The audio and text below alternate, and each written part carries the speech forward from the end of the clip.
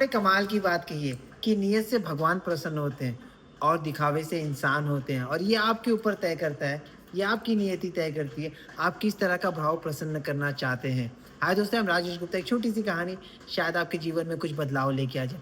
ये कहानी एक इंसान की है जो शाम को टहलने निकलता है, बाज़ार में निकलता है, कुछ फ्रूट्स खरीदने निकलता है। तो जैसे ही एक ठेले के पास पहुँचता है ना, तो जो वहाँ का मालिक रहता है, वो उसे दिखाई नहीं देता। वो यहाँ-वहाँ देखने लगता है कि यार है कहाँ पे? लेकिन वहाँ पर एक बोर्ड छपा रहता है कि भाई साहब, मेरी माँ बीमार है, तो इसलिए मैं यहाँ पर नहीं उपस्थित रह सकता हूँ। लेकिन वहाँ पर हर फल का दाम लिखा है, किलो के हिसाब से लिखा है।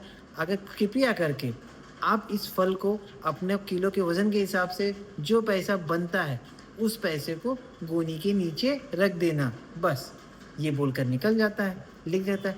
अब जो फल-सब्ज़ी खरीदने वाला इंसान था, वो बड़ा टेंशन में आता है कि कलयुग में ऐसा कहाँ होने लगा? क्या ईमानदारी से कैसे हो सकता है ये सब? और ये आदमी से निश्चित कैसे? लेकिन वो इंसान 1 किलो सेब खरीदता है, जो पैसे होता है और वो गोनी के नीचे रख के चला जाता है और रास्ते भर सोचता रहता है। जब रात को खाना खाने बैठता है ना, तो उसे हजम नहीं होता कि ऐसे कैसे कलयुग में ऐसा हो सकता है? ऐसे कैसे जो उसके पास ग्राहक आते होंगे वो ईमानदार होते होंगे? उसे समझ में नहीं आता। बोला रात को वो ठेला लेने तो आता होगा। तो जैसे ही धीरे से निकल जाता है, रात को ढूँढने निकलता है बाज़ार की तरफ, तो देखता है वो ठेला लेके इंसान जाता है, तो जैसे उसके पास भागने लगता है।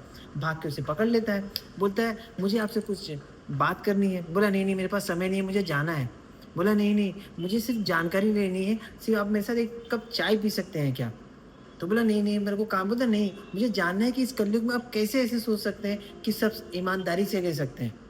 तो उसे चाय पिलाने के लिए बैठाया जाता है। जब उसे चाय पिलाने के साथ बैठाता है ना, तो उससे पूछता है, बोलता है, "मेरी माँ बहुत बीमार रहती है और उन्हें देखभाल करने वाला कोई नहीं रहता। मेरी जो वाइफ़ है वो मर चुकी है, मेरे बच्चे हैं नहीं, तो अब देखेगा कौन? मुझे देखना ही पड़ेगा क्योंकि मेरी माँ है, तो मैं अपनी माँ की सेवा करने के लिए रहता हूँ। लेकिन मेरी माँ बार-बार मुझे चिल्लाती थी कि नहीं, तू जा, ग्राहक को देख, सामान बेच, फल बेच, जब पैसे आएँगे तभी तो तू कुछ कर पाएगा।" और बड़ा परेशान था क्योंकि माँ उठ नहीं पाती, बैठ नहीं पाती, उनको कोई तो चाहिए इंसान और मेरे पास ऐसा कोई है ही नहीं, तो मैं करूँगा कैसे?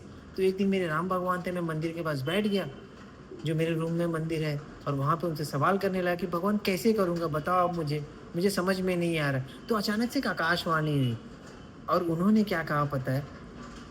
कि तू जो करना चाहता है कर ले, मैं तेरे साथ खड़ा हूँ। तब मुझे समझ में आया कि भैया, संकट बोलते हैं ना, जब वो संकट भेजते हैं, तो उसका हल भी, उसे संकट से लड़ने की क्षमता भी वही भेजते हैं।